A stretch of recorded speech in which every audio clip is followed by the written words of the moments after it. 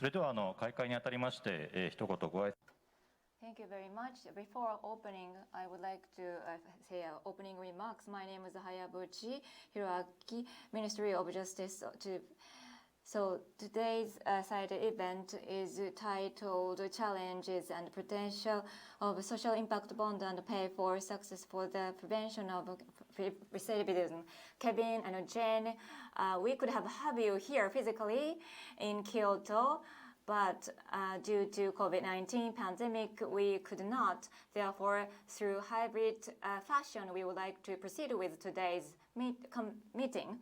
So today's meeting, SIB, is the theme of this event session.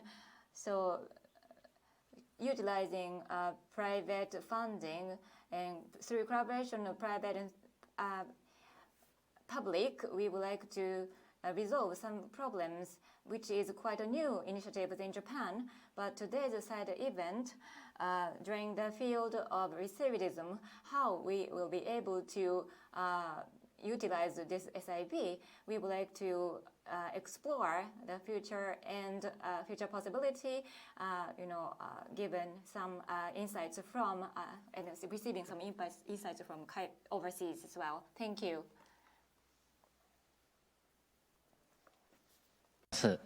Thank you very much. Distinguished guests, I'm referring to those who are physically present in the venue and those with us online. My name is Michiru Toda from Japan's Social Innovation and Investment Foundation, which is usually abbreviated SIIF. And then I'm serving as a moderator for today. But very first of all, let me sit. And then please let me introduce 4 distinguished speakers and the session's outline. The first speaker will be Ms. Jane Newman. She is an international director of social finance. And she is one of the most experienced person in SIB, Social Impact Bond. And second speaker is Mr. Kevin Tan. He is a founder of Tri-Sector Associates. And he is also one of the most experienced person in this area. Especially he is experienced at SIB in USA, and now he moves to Asian country, Singapore. And he also used to work for Tri-Sector Capital Partners, which is also the leading and pioneering organization to the development of PFS in the USA. So having the 2 guest speakers from Singapore and London today, I believe that the participation of 2 speakers from overseas would guarantee the success of this session. Thank you, Jan and Kevin, for your participation. And then Mr. Hiroki Hayabuchi, Director, Planning and Recidivism Prevention Promotion Office of the Minister's Secretariat from the Ministry of Justice. And then Mr. Mitsuaki Aoyagi, who happens to be my superior from SIIF. He is a Vice Chair of Executive Committee of my foundation, SIIF. Very limited audience here because of the pandemic, but let me ask a quick question to the audience in the floor. How many of you have heard of SIB or PFS? It means that pay for success. Before you knew about this side event, please raise your hand. No one? Okay, that's good. So please go through the session outline. First of all, I guess most of the audiences, even in the venue and even the participation from the online, are not necessarily familiar with social financing and SIB or PFS. So first, I'd like to ask Jen to provide a basic lectures about what SIB is, what social finance is in the public sector. And then Jen is also as a representative of social finance. That organization structured the world's first ever social impact bond in the UK almost a decade ago for the short sentence prisoner in Peterborough prison. So she is the most, best person to explain what SIB is. And then I asked Kevin to introduce the case studies of USA and Asia. And then I switch to the overview of Japan. And then first I'll ask Mr. Aoyagi to briefly talk about the overview of PFS and SIB for last 5 years. And then I'll ask Mr. Hayabuchi from Ministry of Justice introduce Japan's initiatives on social impact bond. And the Ministry of Justice of Japan also plans to introduce a new government-led SIB next fiscal year. So I'll ask him to talk a bit more about the SIB project. And then in the second part of the session, I'll invite 4 speakers to have a panel discussion. I'll give 2 questions on SIB PFS. One is about past, and the other one is about future. And then I'll take some questions from the audiences. And then the session will end. So first of all, I would like to ask Jen to talk about what SIB is and ask you to introduce the case study of Peterborough. Jen, are you ready for that? Can you share your slide on your side? I will. Thank you very much. It's very nice to be invited to speak to you, and I look forward to this conversation. I'm going to share my screen so that you can see my presentation.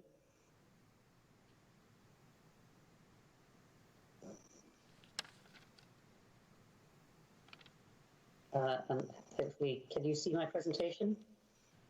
Yes, we can see it. Thank you. Thank you.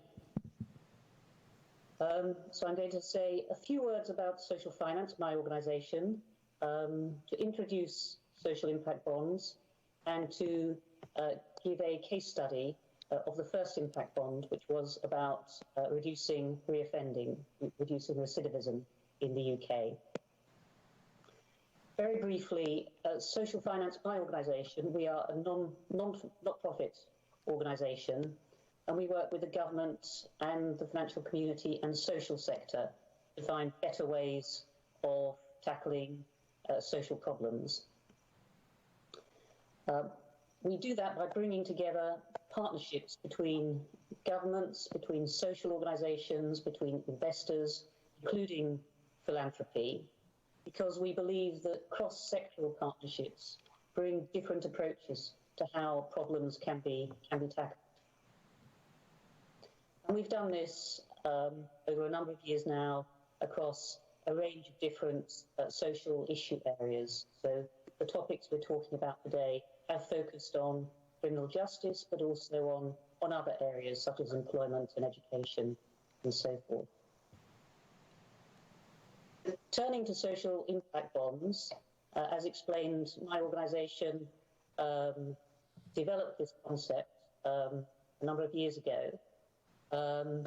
And what we were trying to do was to address a problem in the UK, but which is common in many governments, which is how can a government invest in prevention of a problem when it also has to spend time and money on addressing the consequences of a problem.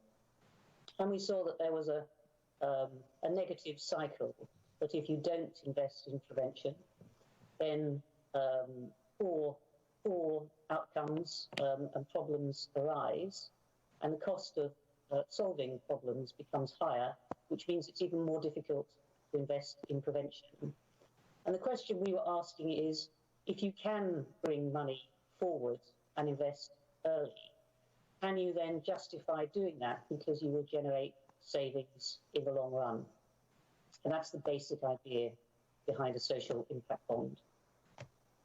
So I'm going to show a structure of how that works in practice and how we arrange the different participants in the social impact bond to bring forward money. So first, the government and investors are usually philanthropically minded or socially minded investors, and they agree that the government will pay money if particular social outcomes or success factors arise for a particular problem. The investors then agree to provide upfront capital to fund services to enable the particular problem to be solved, so in this case, recidivism, and they will fund the services instead of the government until such time as the program is successful. The aim of those services is to deliver the particular outcomes or success factors that the government and the investors want to see achieved, and that is measured independently to determine whether or not they are actually achieved. And if they are, then the government will repay the investors the money that they have spent up front. And that means that the government can receive services early without paying for them, and only pay for them when they have seen that they are actually delivered. And of course, if they're not successfully delivered, then investors will bear some of the cost of that. But putting it another way, we see this as very often when programs are planned, it's assumed that what you do will result in what you intend. Your plans will play out exactly as you intend. In practice, when you're working with complicated people, the actual experience is very different. And if you really want to achieve your goals, you have to be willing to adapt along the way. Insert diagram to simply illustrate that. And the way we do this with a social impact bond is to focus on what we call adaptive management during delivery of the program.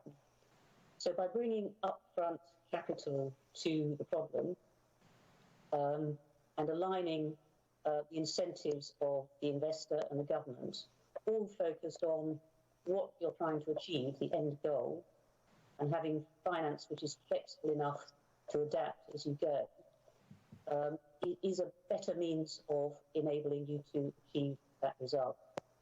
So we build programs that are very strongly focused on data collection on a real-time basis, not just at the end of the program, but on an ongoing basis.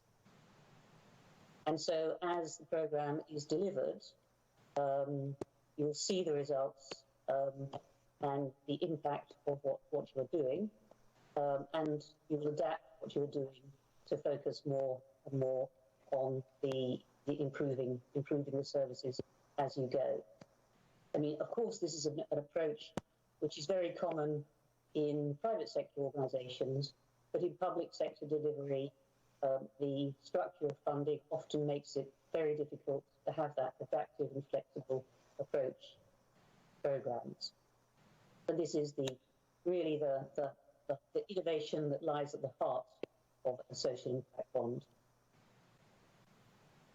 So we have seen that using this adaptive and data-driven approach allows social impact bonds to add value to public services in a range of different ways. There's certainly the opportunity for greater flexibility in the way the money is spent, obviously with constraints, but flexible. Because we are collecting data on an ongoing basis, and you have investors whose money is at risk of being lost if the program isn't successful. We find that brings a level of rigor and attention to services that is very different to a directly funded service, and also that the parties want to respond more quickly to problems as they arise. And that brings a partnership approach to delivering services, which resonates not just amongst the partners, but also wider community and other people who are indirectly in the project.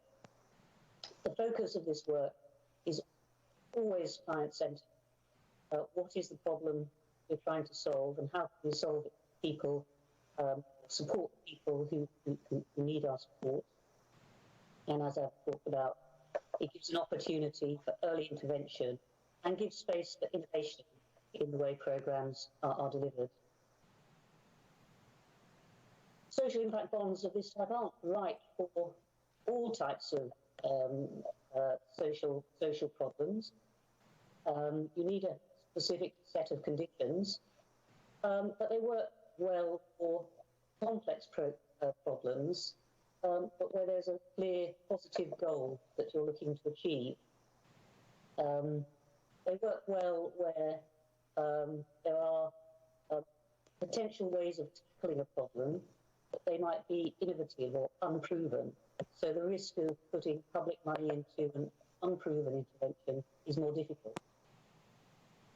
They also work, you need some uncertainty in the sense that you may not know how to optimize the program, but you are willing to learn along the way. And that all generates the need for some form of risk capital.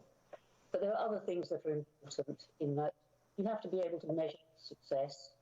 You need to have access to reliable data. You obviously need organizations that are able to provide the delivery capacity and can work with this different, more flexible way of working, data-driven way.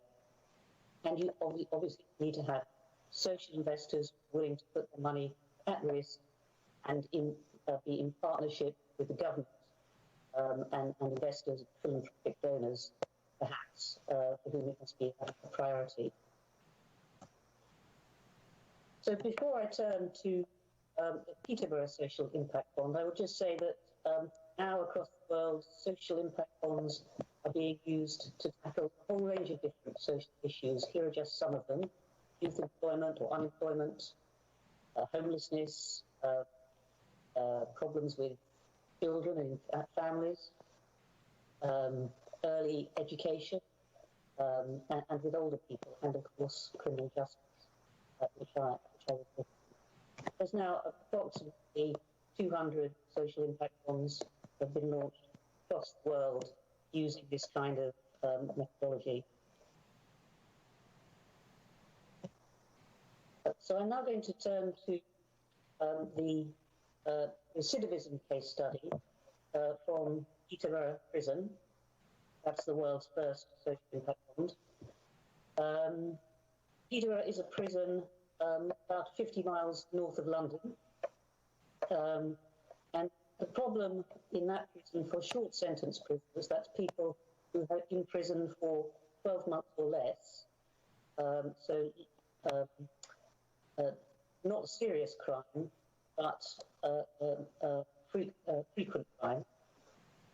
The prisoners there had, on average, a reconviction rate of 63% within 1 year of leaving prison, 43 previous offences on average, and on average 7 previous jail terms. So these were chaotic lives and people with a whole range of difficulties who are frequently appearing in prison, and it's a problem for society. And partly the problem is that prison isn't really a deterrent for much of this group of people, because prison offers security, it gives them food, warmth, shelter, society. And what we were trying to do with this program was create a theory of change which gave those prisoners an alternative support structure and provided the building blocks in a more sustained way when they left. So we built a social impact bond. This is the contract structure. I won't spend time on it, but the important piece in this structure is that the social impact bond brought together 5 delivery organisations to work in partnership, each tackling different aspects of prisoners' potential needs, including need to reconnect with their families, mental health issues, housing, and other challenges that they would face when they left prison. And importantly, we started working with prisoners when they were in prison to identify their needs for when they left prison. So what's our focus was to have a persistent, proactive approach to the way we engaged with the clients and not take no for an answer. So when prisoners first engaged with the service, they may be reluctant to do so. But what they found was that the service didn't let them down, unlike many services had in the past. And we provided that consistency inside the prison and outside the prison, and focused on the individual needs of the prisoners when they left. So briefly, numbers, just of this programme. We raised £5 million from 17 philanthropically minded investors to support a contract over 6 years. That meant basically the government had 6 years of support for these prisoners before they would repay the investors if we were successful. The target was based on reducing the volume of offences in a 12-month period after prisoners were released. And we used data from the police national computer, obviously in a very secure way, to determine the reduction in offences. We worked with 3,000 prisoners in total. That's 3 cohorts of 1,000 offenders leaving the prison. And the risk for the investors was that they would only receive them, that there could be a circumstance in which they could lose all their money, but because they were repaid money plus a small return if reoffending rates were reduced by 7.5% over the whole life of the programme. And if it was less than that, they would have lost money. And 5 delivery organisations have worked together in partnership to deliver this programme. And just turning to results briefly, successfully, the reoffending rates were reduced by about 9%, so more than the target. That meant that investors were repaid and also got a small return on their investment. We used, I put this more again, but the adaptive management approach was developed with the Peterborough social impact bond and was crucial to our approach. And I can show this through the data dashboards that we developed during the programme. Now, this is a complicated slide, I apologise for that. But the 2 lines of numbers show how we were working with offenders and what results we were getting for the first 2 cohorts of the programme. So the top line is the first cohort of 1,000 prisoners, which shows that we were having good success in a number of different aspects of the programme. That's assessing needs, meeting the prisoners at the gate when they left, how many activities we were continuing to engage with them after release. The second line shows how we performed with the second cohort across the same aspects of the programme. And you'll see in each of those columns, we were doing better, working more intensively, better understanding how to engage prisoners, how to assess needs, how to meet them at the gate, and what kind of activities that we would need support with afterwards. And this was crucial to the success of the programme. This can be illustrated probably better here. For the first year of the programme, we had planned it around 5 key areas of support which the offenders might need. As we progressively learned more and more about the prisoners and their actual needs, and we had funding that enabled us to be flexible in the way we delivered services. In the second year of the programme, on the right-hand side, you can see that we had a much more subtle approach to support that we were providing. We had gone from 5 areas of need that we were supporting to 11 areas of needs, which represented what the offenders actually needed. So to conclude, and I apologise, there's a lot of information.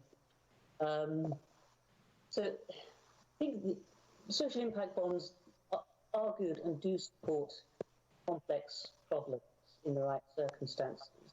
And many of these programmes, in particular offenders leaving Peterborough, they have very complex lives. They have chaotic lives. They have addiction problems. They are maybe unemployed. They have problems with their family. They may have destructive lives for quite a long time. And you need a more rounded approach if you're really going to make a difference to those people over the long term. The social impact bonds help work both with the client and with the system to recognise and the different approach to delivery and the adaptive management oversight builds partnerships and opportunities for collaboration which are very different to the way a direct service might be. And the upfront investor capital is not about providing a structure for investors to make money, but it's providing flexibility for the public sector to innovate and to share risk with them. And as I said, flexibility and rigour are key to the approach. I shall stop there. Thank you very much for the opportunity to speak to you, and we shall have a discussion. Thank you, Jan. I think you spoke a lot of many aspects of SIV, and then reflecting on my experiences of structuring SIV in Japan, and also reflecting on what you spoke. I think SIV can be explained in many ways, and then usually we pay attention to the financing aspect of SIV, but as Jan explained, SIV has various aspects. For instance, debt-driven, partnership with private service providers, and of course it's outcome-oriented, and flexibility of service provision. So now we go to the Kevin. I think Kevin will explain the different development of SIV in the US. Actually, this new scheme is called PFS, mostly in the US. PFS means the pay for success. It's an abbreviation of the PFS. And Kevin will explain his experiences in the US and also Singapore and other Asian countries. Kevin, are you ready for your presentation? Yes, I am. Thank you for having me. Please. Great. And I believe you'll show the slides. Great. Well, thank you everybody for inviting me to speak today. It's a pleasure to have a chance to contribute again to the development of this in Japan.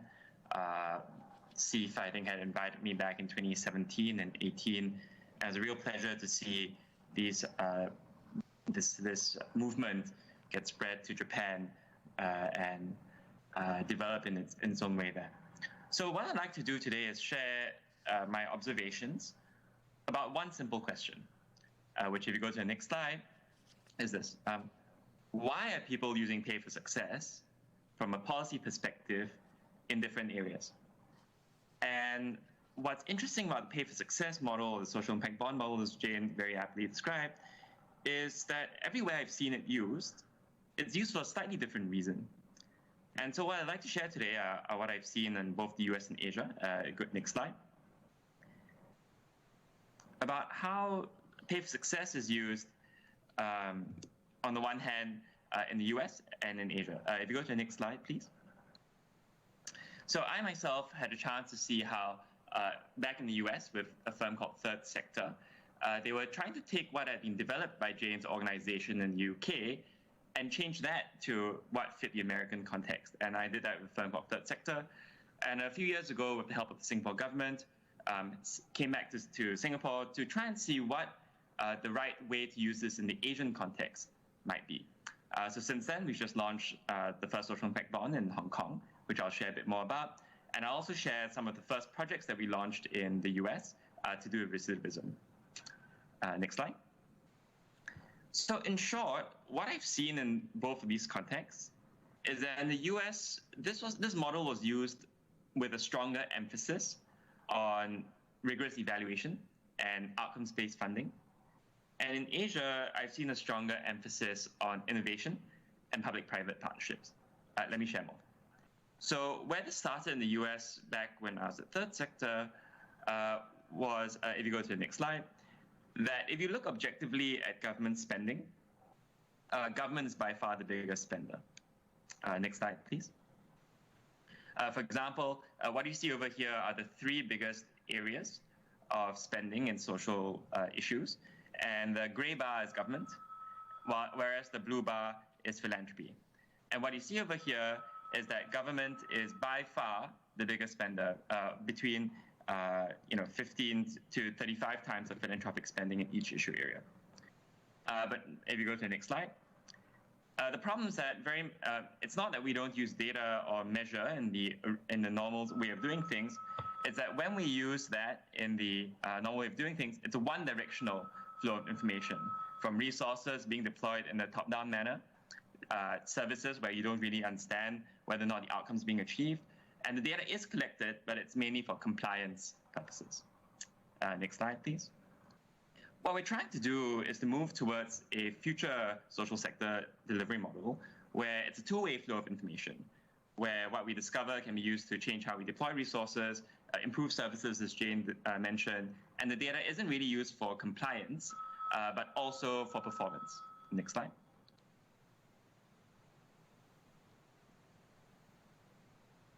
So what I'd like to share is the first project that we launched back in the US, which was this Massachusetts Juvenile Justice Project. So every year in the US, in Boston, about 4,000 young men of high risk age out of the juvenile justice system. Of these, like in Peterborough, about 64% will be incarcerated within 5 years. Each one costs about $47,000 US. We know that they spend about 2.3 years in correctional facilities. And so you just multiply those numbers up, this problem costs $280 million per cohort. And that's not even counting the social costs, such as productivity, cost of crime, and so on. Next slide. So in this case, we got to work with an organization here called ROCA.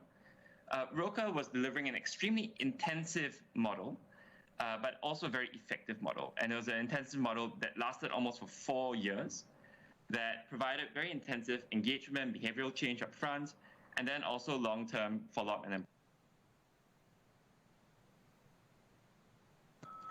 And what was interesting about ROCA was that they really spent an end-to-end, they provide an end-to-end service to provide everything that a young person needed. I think following principles that were actually quite similar to those provided by the one service that Jane mentioned earlier.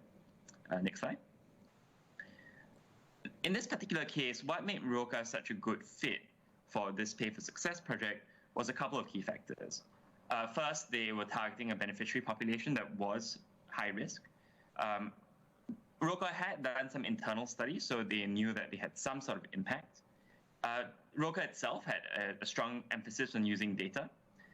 We knew that they had this relentless commitment, so the price of admission to ROCA was basically that nobody else would serve you, essentially. And we knew that if we could deliver on those outcomes, there were very strong immediate government savings and benefits there. Next slide. And so in the end, we designed the social impact bond, where the target was to reduce the days of incarceration by about 40%. And in this case, we actually did a randomized controlled trial, a clinical trial, where of the 4,000 young men, we would randomly select about 900 of them. We'd serve this group, and then we'll compare their results over a period of time versus the group that was not served. In this case, we raised about $16 million from US dollars from a mix of different capital providers, and the government in this case would commit to pay up to $28 million worth of success payments. So if you go to the next slide, you can see some of the funders in this case. So we had three broad groups. The first were the wealth managers. So in this case, that was Goldman Sachs. The second were the impact investors. So they're providing what we call program-related investments. And then the third group were the foundations who were trying to recycle their money, not necessarily to get it back, but so that they could deploy the money over and over again. And what we did here was we used what people would do in project finance to meet the risk-return profiles to crowd in all these different types of funders. And in this case, also ROCA itself provided some of its own investment into it by deferring some of its service fees as part of the project. Next slide. So that project was launched, and I think at the time it was one of the biggest projects in the US and I think the world as well. But where we've seen things go in the US is that apart from doing these big pay-for-success projects, we ask ourselves, how do we really make this have more impact? So for example, even though this project in Massachusetts was $16 million, that was over 6 years, and government spent about $1 billion a year on the criminal justice system. So how do we turn that $16 million into $1 billion of impact? And so where we've gone to in the US is very much trying to use that social impact bond as a catalyst for a much broader reform of government procurement. That can be using models such as partial pay for success here, where we sort of not use all of the money contingent, but some of the money contingent, or we can also use bonus payments rather than needing to put such a large amount of capital at risk. And that allows us to stretch this private capital across a lot more of the government spending and have an impact in that. So let me move on to Asia then. So that was the US, where I think the emphasis there was how do we use pay for success as sort of a tip of a spear to change government procurement more broadly. Now in Asia, the context has been quite different. So let me show you how. And of course, Asia is a very broad church. So I'm going to talk here just about developed Asia, where I've been working more, particularly in Singapore and Hong Kong. Next slide. So over here, you see two headlines, one from Singapore, one from Hong Kong, about the budget situation. And this was before COVID. So in both of these cities, you see that there's a budget surplus. And so much of the narrative around using social impact bonds to save money, for example, is not so appealing in that context. And I think in Singapore as well, much like Japan, there is a strong tradition of having very talented people join the civil service. And so the idea also that government would need the private sector to solve problems was something that I think is quite new to the civil service. So if you move on to the next slide, you can see that actually what's been driving the governments in these areas to work with us, I think, has been three things. First, there's a very strong emphasis on innovation. So they want us to do things that would not otherwise have happened on their own. Second, participation. So I think getting the private sector, which has traditionally not been as involved as in the US, for example, in solving social problems, involved is itself a social good. And then finally, I think instead of cost savings, it's about cost efficiency. So government may be spending money, but how do we get the most impact for the dollars that we're spending? Next slide. So one way to think about this is like, is sort of the venture capital analogy, where in the private sector, before things go to IPO, venture capitalists play a big role in trying to seed these new ideas. And not just seed them, but also provide a lot of hands-on support to capability build them. Next slide. In the social sector, traditionally, there has been capital in these countries, but there's not really been that middle group of people like the venture capitalists who can build up these solutions. Next slide. So what Pay for Success is doing is basically trying to build up this middle group, next slide, where we're trying to optimize the solutions that are being provided so that government can only adopt the ones that really work. So this whole idea of hands-on investing, I think, has been a lot more interesting to the governments that we've spoken to. and perhaps is one of the sources of value that we see in this area. Let me end with an example of what we did in Hong Kong recently. Next slide. So in Hong Kong, one of the first PAVE Success project that we helped them launch over there had to do with an early childhood education program. So in this case, actually, the government had already funded a program in this particular situation to do with ethnic minority education. So the problem in Hong Kong is that a lot of the ethnic minority children don't speak Chinese or Cantonese. And what happens is that when they go to school, they're not sure what's going on. And so that leads to an achievement gap, it leads to an integration gap, and that has all kinds of downstream effects. So government had funded a small pilot program to tackle that problem. But the question is, how do we scale it? And how do we make it in a way, how do we adapt the model in a way that can actually be nationalized in a cost-efficient manner? So the value proposition of PAVE Success here was to try to take that model and build it up into something that government could eventually scale. So in this case, the government, which was the Hong Kong Social Innovation Entrepreneurship Fund, they said that they were willing to pay, in this case, about up to $4 million worth on success fees. And the metric here, which we helped to develop with the providers, was to close the achievement gap between ethnic minority students and Chinese students. What the service providers here did, this was Oxfam and the Educational University of Hong Kong, was to provide an intensive language education program in the 3 to 4 year old range to help to close this language gap. And through closing the language gap, hopefully close the achievement gap as well as the integration gap. And of course, while they started with that program, they knew that over time they would need to adapt that so that it would be scalable. And in this case, they used what was called the train the trainers model so as to deliver it a lot more cost effectively than what was done beforehand. And finally, to provide the risk capital and hands-on building support, we had a range of venture philanthropists and family foundations, as well as Oxfam itself, to provide some of that risk capital to test these interventions and then be repaid based on that rigorous evaluation. So you can see here that the value proposition was a little bit different from the US, where perhaps I'd say many of the programs, because the nonprofits were really quite big, were about matching, whereas here I think there was a lot about building. So let me pause here, and I'm sure we'll get a chance to talk again about some of these opportunities and challenges in the recidivism context ahead. Thank you.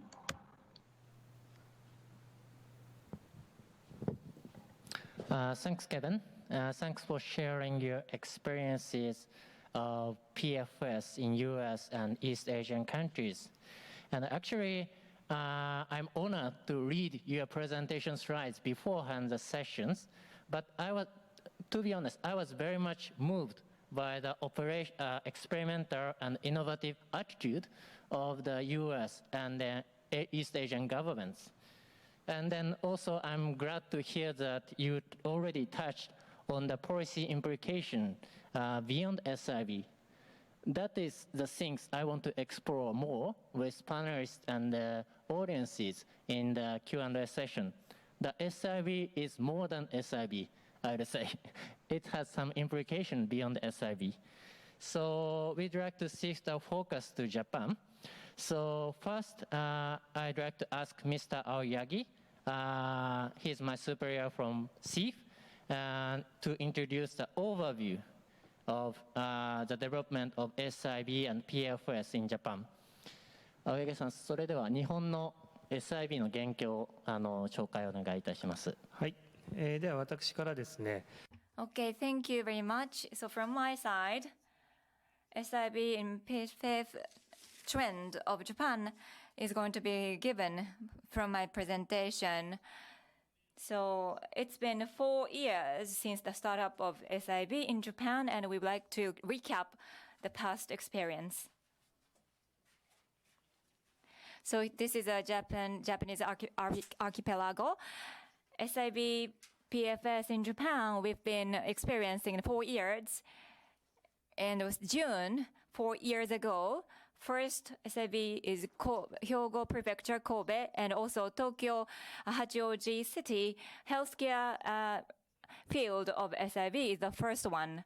And about 30 SIV PFS project has been done in Japan. That's our footprint. And during these periods, various activities were done.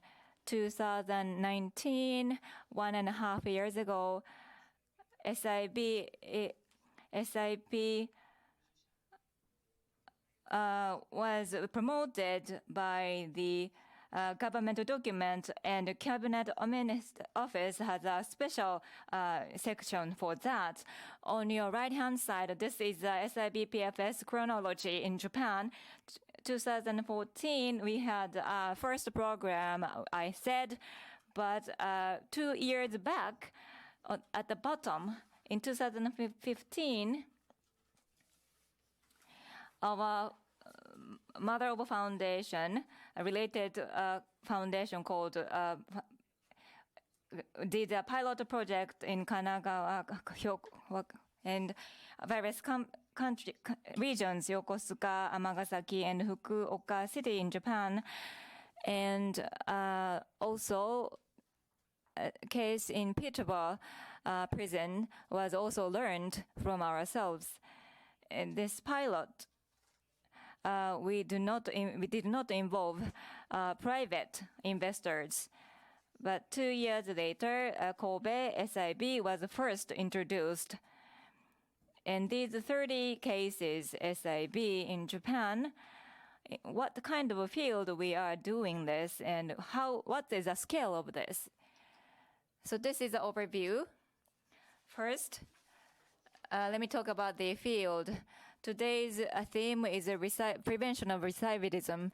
But in Japan's case, first case was in healthcare, medicine, and also caregiving.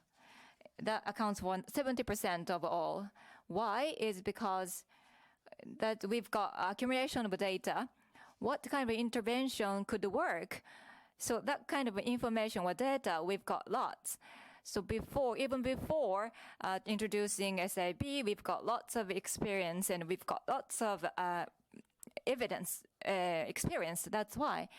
And scale of SIB is that compared to overseas, the scale is quite small.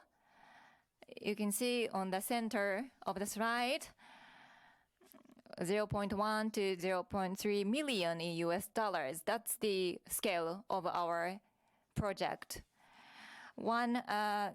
Several case is more than 100 million. However, gradually 0.1 to 0.3 million in USD. Therefore, we lack incentive to pursue larger impact and attract more investors. And on your right-hand side, this is a project period. Rather shorter period of time we are having compared to overseas, because the client is administrations. Therefore, a very short period of time is observed. 3, 4, or 7, 8 years of cases we seldom have in Japan. So we focus on output rather than outcome. So this is just an early stage of the project. So based on that situation, this is where we are heading to. So going forward, in order to make SIB effective, we need to search for some effective cases, and in the long run, impact-oriented and learn-oriented concept should be observed in the governments as well. Now we are at phase 1. First of all, we are doing trial and errors. So we are now at the 0 to 1 phase. And now largely the number is increasing 30 to 40 cases. So we are seeing increase in number. And also we also see the outcome as well, even though the period is short. And we are trying to extract some challenges from the past experience. So the phase right now is 0 to 1. That's where I stand. Phase 2 to phase 3 is the next step for us. But quantity is also important. However, quality is very, very important. We think we need to change the quality design of the incentive so that more investors can be joining, and also the stakeholders' role should be clarified, and also evidence should be more accumulated.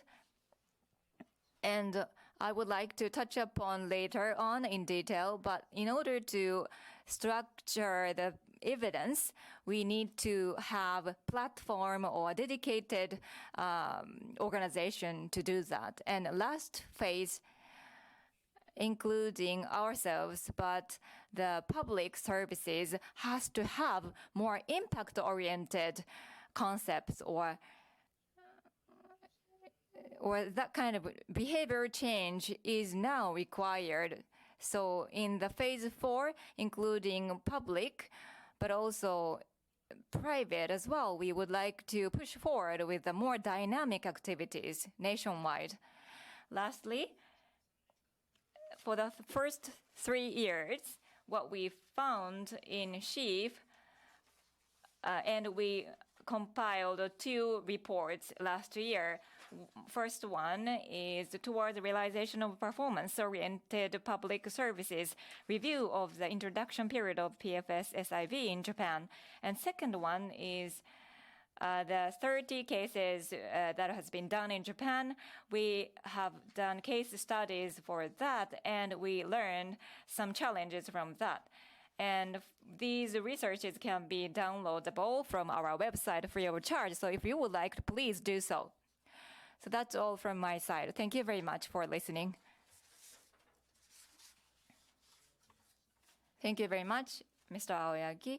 So Japanese trend in the past several years, well now presented. So next one is Mr. Hayabuchi, but let me just give you some information by English. Type your question on the online platform Indico. This is a housekeeping notice for the online participants. I didn't receive any questions so far, so I'm looking forward to hear from you. And for the participant in the venue, I will take your question later. Yeah, thank you. それでは早淵様続いて。So now, Mr. Hayabuchi, please, floor is yours. So since April, first government-led SIV project is now explored in Japan. So including that experience, the correction activity of GMM is going to be introduced. それでは私から今 Thank you very much for the introduction. First, I would like to spend here to about the measures to prevent recidivism and the social impact, and then including some specific example. First, this is how we do to prevent the recidivism and the position of SIB. We have a long history in the correction and rehabilitation, and different authorities have been having their own programs. However, 2016, the Act for the Prevention of Recidivism was passed, and then 2022, specifically December's, we just developed recidivism prevention plan. And this includes 7 major challenges. First, most important one is, or unique one, is number 5, facilitating the activities of cooperative members of the private sector. More specifically, saying that the private fund use and the evaluation of the social impact and the survey, and that means they facilitate activities to prevent recidivism based on the originality and the ingenuity of private sector organization and others. But more recently, still long-term support is necessary. In order to do that, what is expected to the private service providers that is becoming wider and deeper. So in order to obtain the deeper and wider cooperations, we need to just do the effort to expand the basis of these service private providers and then strengthen the partnership with them. And also, if you look at the fundamental or financial foundations of these private providers, sometimes that is not strong enough. So we need to look for further alternative ways to collect finance. And then the bottom part of the slide indicate the PFS action plan that was developed March 2020 in Japan. In this action plan, the healthcare or medical and health and nursing care, preventing recidivism, these are the three major areas we are now tackling. Particularly the preventing reoffending, we think about the model establishment, and then that is still under just discussion for the future project, as a future project. And then 2019, our government just did some survey before introduction of SIB. There is some observations that is indicated here. First one is about the redisposition of a juvenile training school parolees, and that is on the left hand, and also left hand. And the students, the reimposition rate of the students, that is 11.8%. However, the rate of the unemployed persons, that means a lower level of education, and that means 41.5%. Education is quite important. And the right-hand side here, this is about the educational status of a discharged juvenile. Some students wanted to continue their education but failed to do that. Still, quite a number of students are in that kind of a situation. And there is some idea coming from this situation that we need to provide a continuous learning support to them. And based on the result of this survey, and also with some advice and suggestions from other parties, we just developed a project to be implemented from 2021 to 2023. That means a 3-year project. And here, this is about the general juvenile proceedings and previous efforts in Japan. Starting from the left-hand side, if the juvenile person just commits some crime, then police start to investigate, and the public prosecutor's office and decide whether to refer him or her to a family court. And then at the family court, there is some investigation that is conducted, and then decide how to do with him or her. And then the judgment is sometimes consider the offender's background and just. There are 3 types of judgment. So that means committing to the self-support family, and then juvenile training school and probation supervision.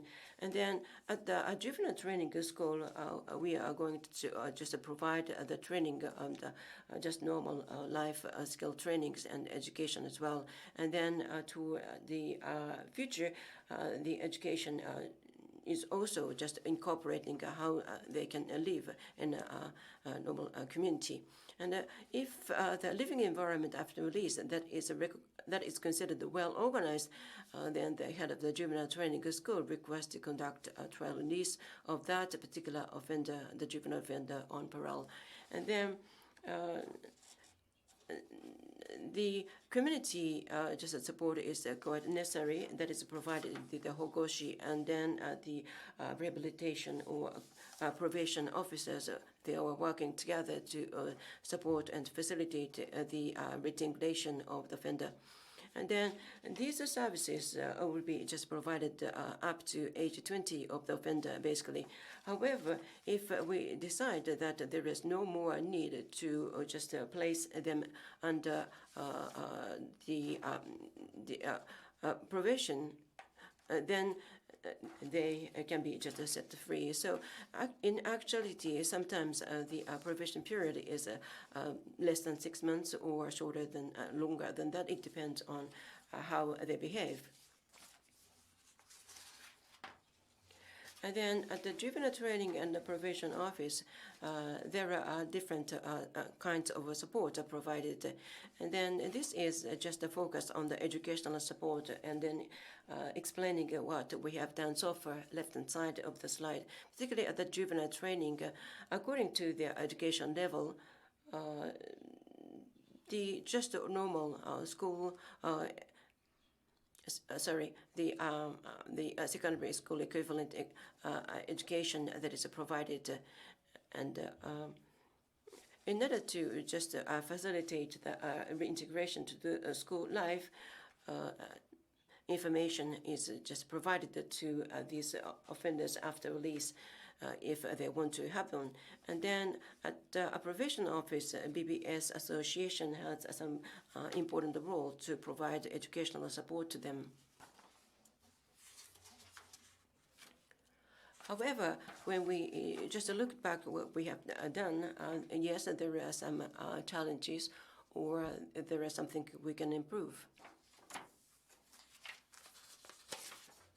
For example, at the juvenile training school and during a probation period, yes, the educational support is provided, but the different sections provide the learning support, and then the learning support is not consistent, so this is not an easy task. And also, particularly from a juvenile training school to the community, particularly when they are on just a parole or conditional release, it is quite difficult to secure continued learning environment or educational environment to them.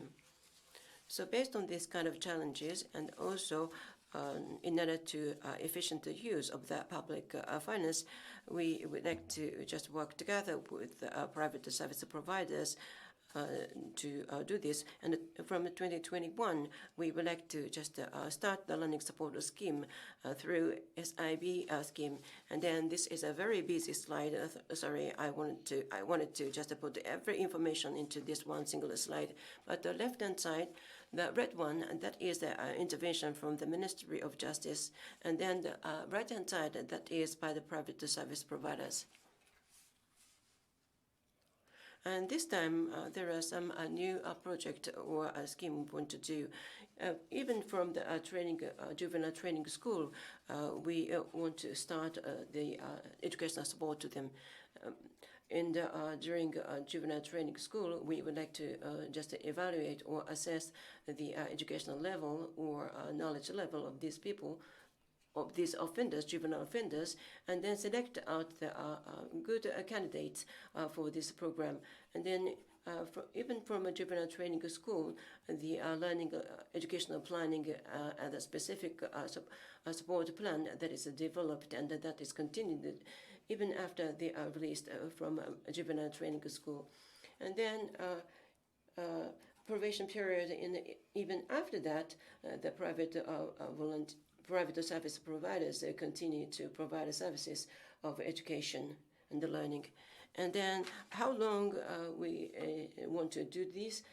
Actually, this is a kind of a case trial, so 1 year is the period we want to do this.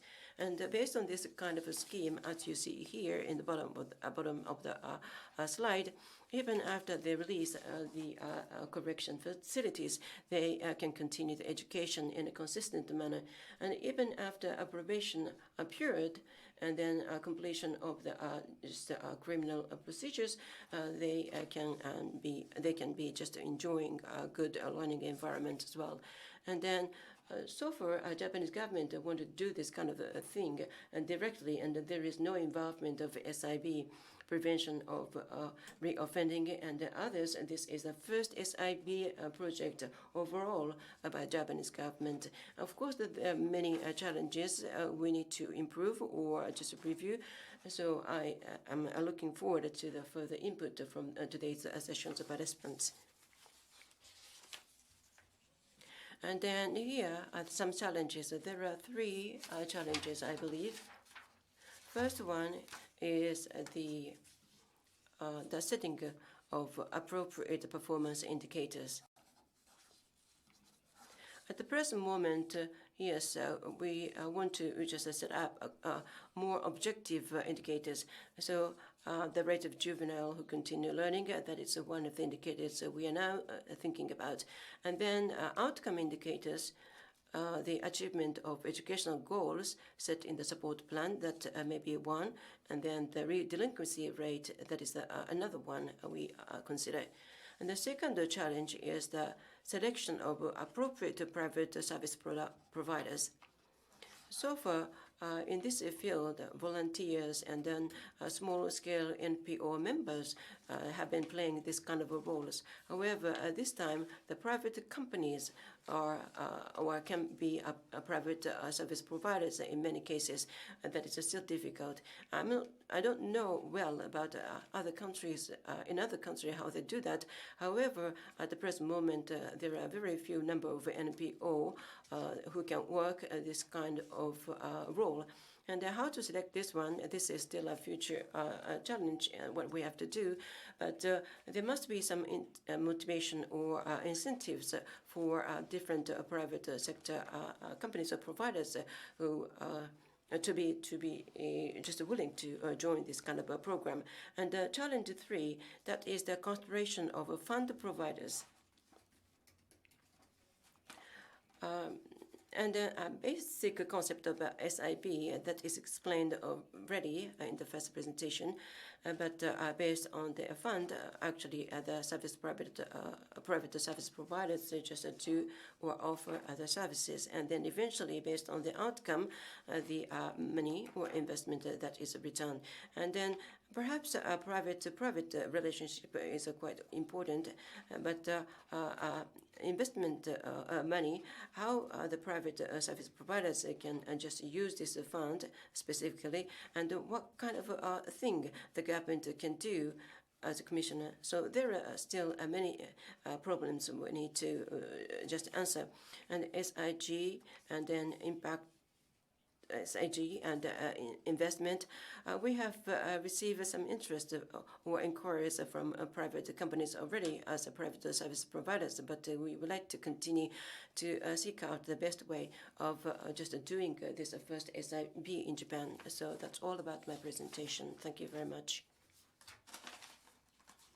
ありがとうございました。これから法務省 Thank you very much. Yes, this the future plan by the Minister of Justice that is explained, and also the correction program provided by the Japanese government that was presented as well. Thank you very much. to the next it's a panel discussions with 4 speakers. Kevin and Jen, are you here? Yes. Can you listen to me? Yes. Okay. So we have 20 minutes or something, and I'd like to secure time for the questions from audiences. So initially, I plan to give you 2 questions: the question about the past and the future. But I want to make 2 questions into 1 question. My question is very simple to all of 4 speakers. The question is, what is your motivation to promote SIBPFS? In other words, it can be said, what values did you identify in these new schemes, and how do you promote more in the futures by solving the challenges you identified? I think I made the 2 questions into 3 questions, but in short, what you learned from past experiences, and how do you promote more in the futures? So first, Jen or Kevin, can you respond to my questions?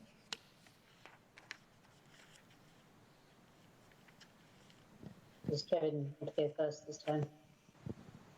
Go ahead, Jen. Many questions, sorry. Okay. Yes, there are many challenges, particularly when the approach is new in a country, but also once, as Japan is now discovering, you develop some experience, you can work out how it fits, and so some of those challenges are overcome. I think probably the biggest challenge that we always find is to find the policymaker and the sort of government officials who have responsibility for a particular problem, who are open and willing to approach the problem in a different way. And once you find really engaged policymakers who are really looking for new solutions to the problem, then we start to have really interesting conversations with them. And that's not easy actually for policymakers, because doing things differently is not always how they're rewarded. Forming good partnerships on the public administration side is a really critical first place, really. And then the first thing is to make sure that an impact bond or a pay for success instrument is the right kind of instrument for the problem that you're looking at.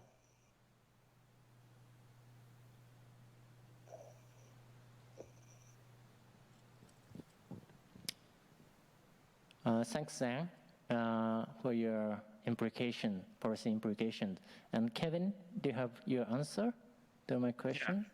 Yeah. And thank you, Jane, for having the taking difficult question first. I think for me, in terms of what barriers and what problem are we going to solve now, I see both macro and micro problems that I think pay for success and social impact bonds are more useful for. So look, I think the macro side, we have to talk about COVID-19 and its effect. And I see a golden moment for a few reasons.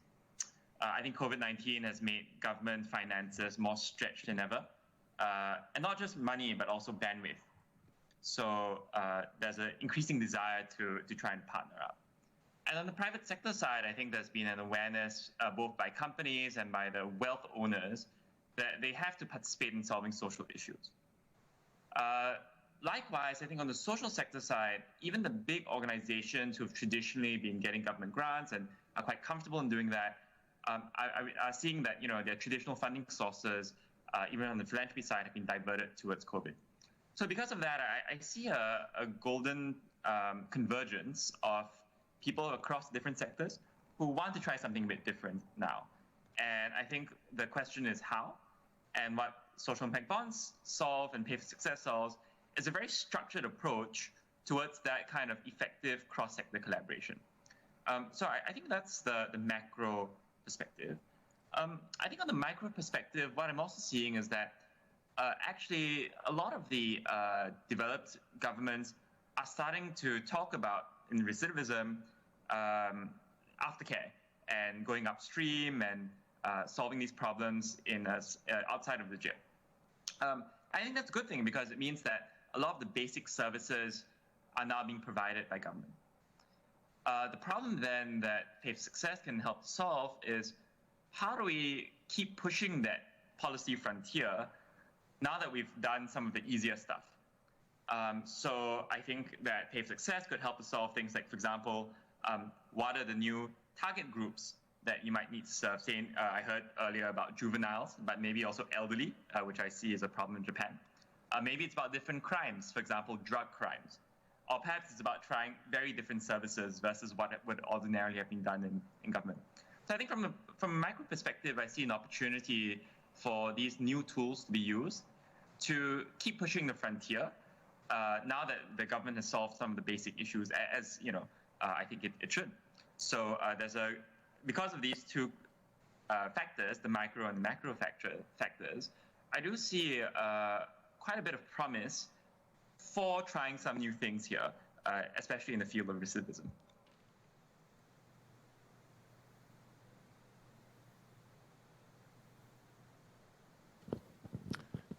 Thanks, Kevin, for your following up implications on governments and public services overall. And then I'll ask the same question to Japanese speakers in the podium here.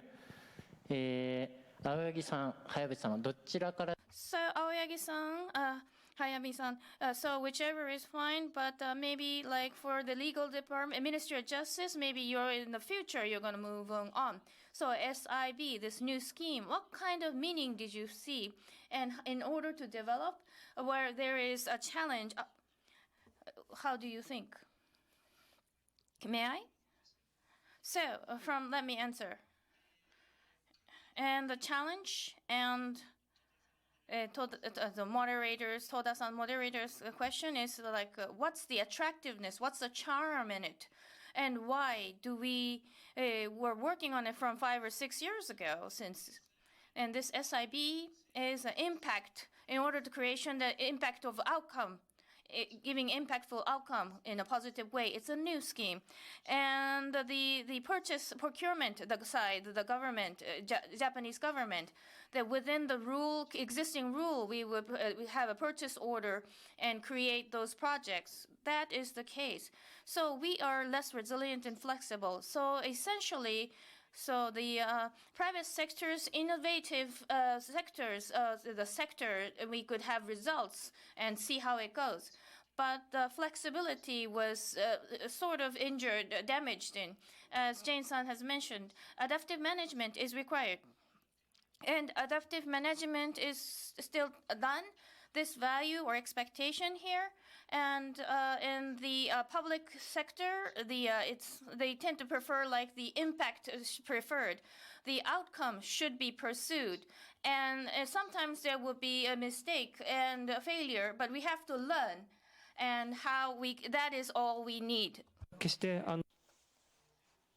And this is not only on the part of public sector, but also private sector, including the foundation or charity parties, should bear a responsibility in this field. I mean, performance-based activity. So collecting evidence altogether in collaboration and utilize that evidence altogether. That kind of platform or organization should be created. Of course, this needs money. Therefore, the government foundation, government capital is necessary, and also personal resources can be sourced from university and etc. Of course, we expect funding from the public. However, private sector as well, we also expect funding from private. Therefore, advanced investment, so to speak, should be considered in this front. But the platform to utilize the evidence is necessary. Having said that, this is very difficult to achieve. Therefore, good example like the prevention of recidivism or the unemployment problem in Japan, etc. These kind of problems, and also some data that we have and the future data that we are going to have put together and analyze them, and here is that we have, and this is what we are going to achieve, that kind of thing. We need to show to the public and the private as well. Through this fashion, flexible and innovative public and private partnership is going to be pushed forward. That's what I believe. So SIB, PSF is the way forward in Japan as well. Thank you very much. And Mr. Hayabuchi,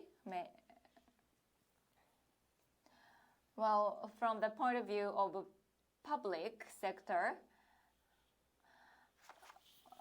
what we expect from SIB is, of course, prevention of recidivism is not conspicuous. This is kind of a very distant problem for the general public. Therefore, it is important for us to make them understand, make general public understand or raise their awareness. Therefore, thanks to SIB or SPFS, probably partnership and innovation in combination of these two PFS and SFB is sort of a driving force to push forward. So this is my expectation. And prevention of recidivism, of course, we have lots of activities, participants in private sectors as well. Therefore, PFS SIB system is sort of compatible in private. Not only SIIF, but also government, local government may be a client in the future. Next year, Cabinet Office is starting the promotion of PFS SIB, so the government is going to provide some funding or subsidies to press forward with it. Therefore, collecting far more outcomes from that front, we would like to introduce or show the effectiveness to everyone. Mr. Hayabuchi, thank you very much. We have 10 minutes left. We would like to entertain some questions. Let me just... I'd like to take the first question from the audience in the floor. 本当にこのような状況の中、Thank you very much for everyone who have physically participated in the venue. If you have any question, please raise your hand. Or if there isn't, there are two people who are participating in online who have a question. So first of all, do you have any question from the floor? Of course, there are various ways to understand this SIB. This is a public-private participation, a collaboration, or the investors in the public, general public, maybe show their commitment to the social goods. So maybe you can share your understanding or perspective. From the audience participants. There are two questions. I think first question is to Jen, because I believe you are most experienced and representative from the social finance. Jen, are you here? Are you there? I have a question to you. And then the question is, how do you sustain this kind of project to work in a long run, and how to scale it up? Do you have any answer? Because the SIBs tend to be the long term, and it should be scaled up to attract private investors. Do you have any hints to respond to these questions? Long term and scale up in the management of SIB. Yeah, I think our experience is that SIBs are best if they can be structured over a longer time period, because it will give you more time to learn and develop the better services.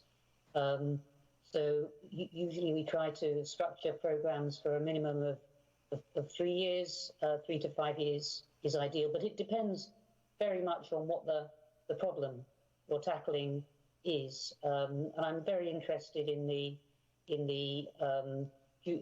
juvenile education program that was shared with us, because that feels to me to be exactly the kind of program that if you implemented over a period of time, you would start to see real benefits emerging.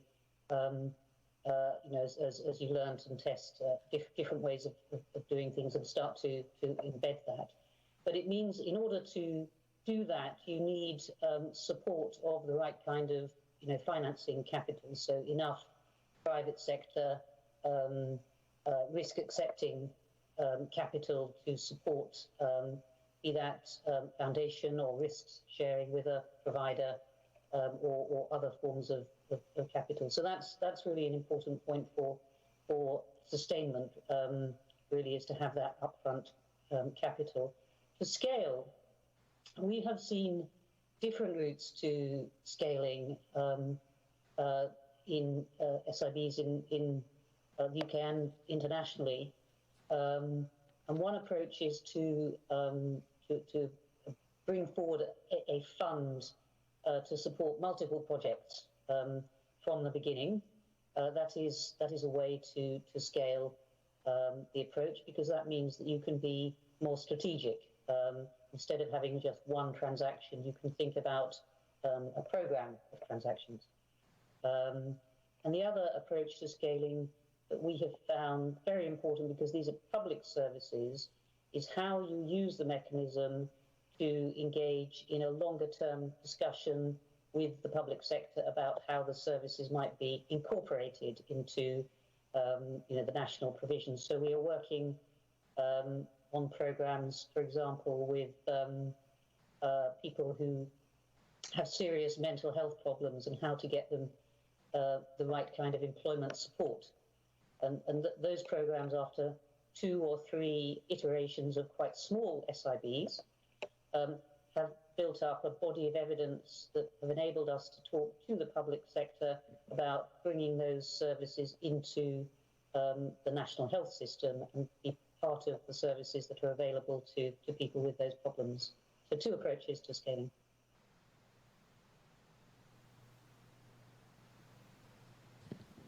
Thanks, Jan. And the other question is, it's about the strategic direction of third sector capital partner in the US.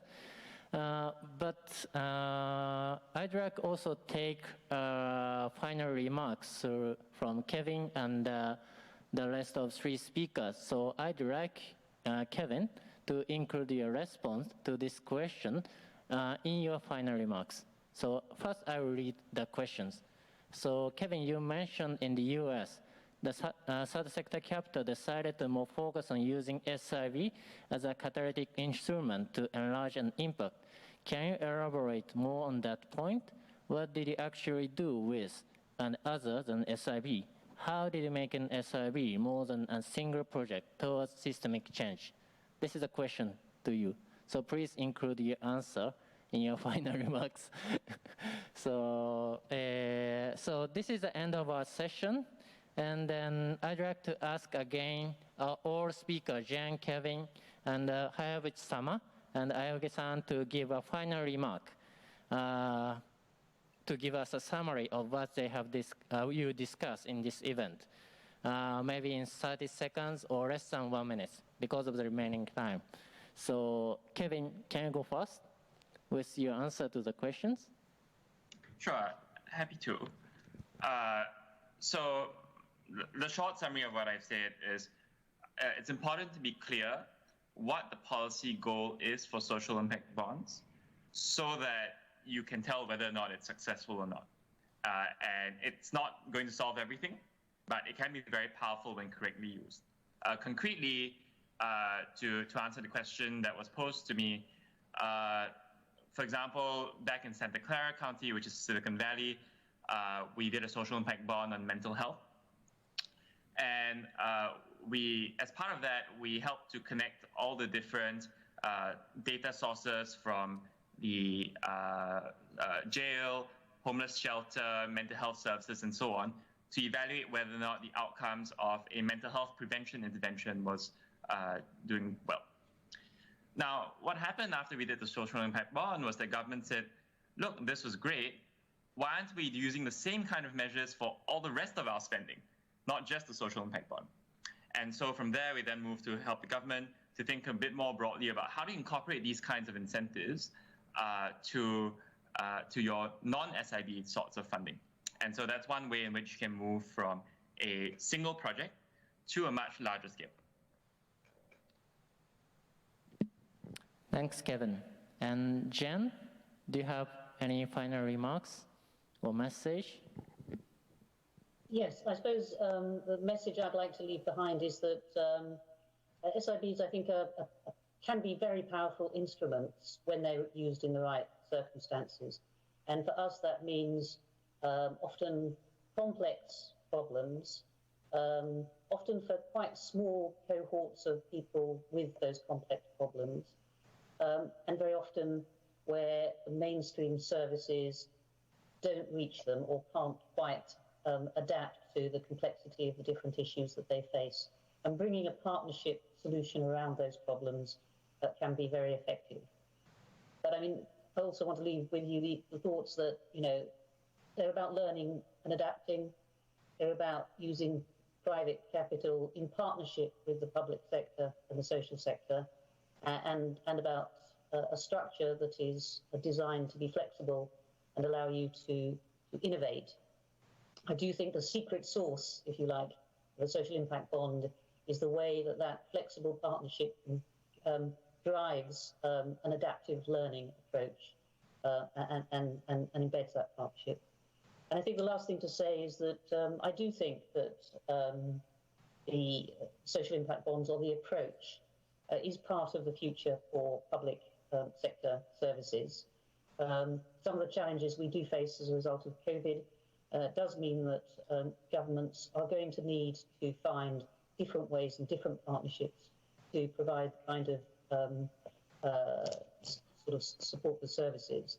And also, you know, challenge often drives innovation.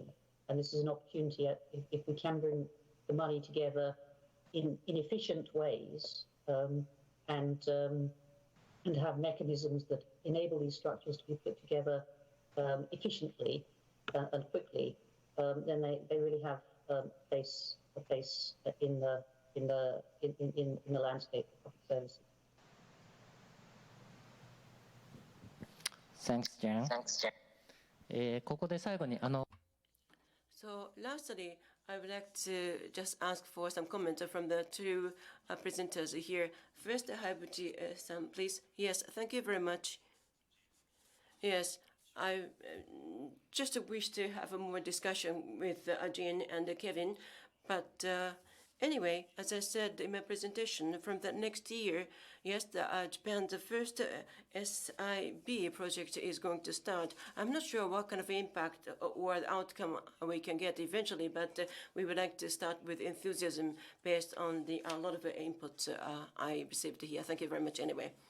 And then Aoyagi-san, yes, you are one of the co-sponsors of this meeting, so why don't you please give us the closing remarks. Yes, thank you very much. I would like to just say something in standing. Thank you very much for coming to this meeting in spite of this kind of a difficult situation. And then also thanks goes to the participant online, and also Jen and Kevin participating from overseas. Long time to see Kevin. But, and also the Minister of Justice people, thank you very much. As we explained, SIIF 4 years ago just developed an SIB and introduced that with the Kobayashi and Hayabuchi city. And then 10 SIB cases have been just developed already. And then this time, the prevention of Reoffending that is going to start as the Japanese government first SIB project, and we have been helping them to start. So this SIB is going to start from this spring. We would like to continue offering our just support to the Japanese government and other stakeholders to eventually get them taking root in Japan as well. Anyway, thank you very much for participation, and then this is my closing remark. Thank you.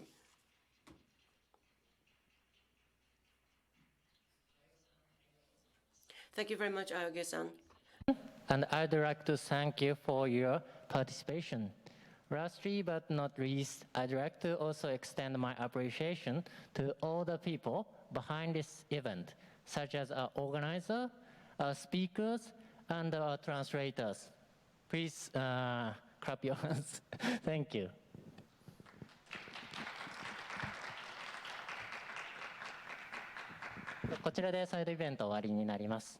So this is the closing of the side event. Thank you so much.